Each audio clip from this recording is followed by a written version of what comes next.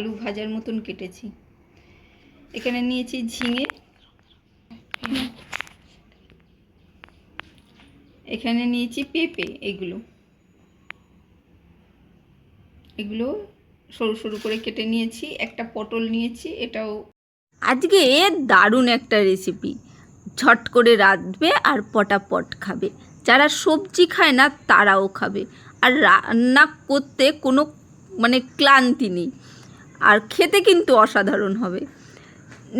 নিরামিষ নয়, আমিষ, মাছ মাংস নেই, তবুও পেঁয়াজ রসুন আছে যেহেতু, রসুন আছে যেহেতু সেটাকে আমিষই বলা চলে।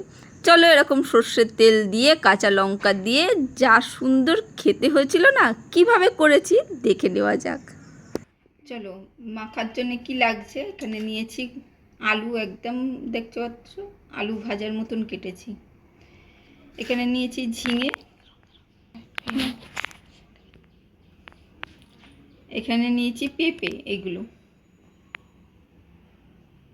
এগুলো সরু সরু করে কেটে নিয়েছি। একটা পটল নিয়েছি, এটাও এরকম পাতলা পাতলা কেটেছি। এটা নিয়েছি লাউ, একদম লম্বা লম্বা ঝিরিঝিরি করে কেটেছি। আর নিয়েছি কটা গোটা রসুন আর ঝাল অনুসারে কাঁচা লঙ্কা। এটার মধ্যে কড়ার মধ্যেই আমি একেবারে দিয়ে দিচ্ছি। এরপরে নিচ্ছি সাদা সর্ষে 2 চামচ মতন, আর নিচ্ছি কালো সর্ষে 1 চামচ, আর অল্প। ঠিক আছে, এটাকে বেটে নিই, তারপরে আসছি। এই যে সর্ষেটা বাটা হয়ে গেছে, কালো আর সাদা সর্ষে। এটা দিয়ে দিচ্ছি এর মধ্যে।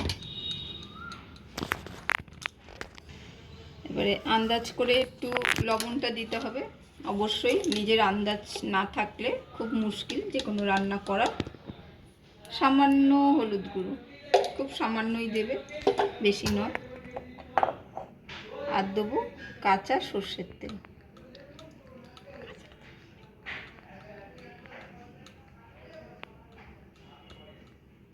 বেশ খানিকটা দিতে হবে। হ্যাঁ,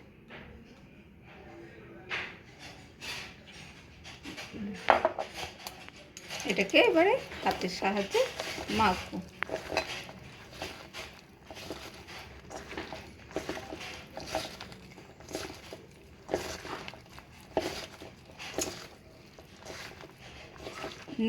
দু মিনিট মতন ভালো করে কিন্তু মাখতে হবে।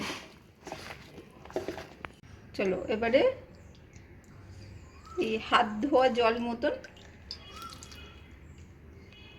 1 কাপের আধ কাপ মতন জল দিলাম, কারণ সবজি থেকে জল বেরাবে, লাউ রয়েছে, ঝিঙে রয়েছে, জল বেরাবে। ঠিক আছে, এটা চাপা দিয়ে গ্যাসে বসিয়ে দেবো।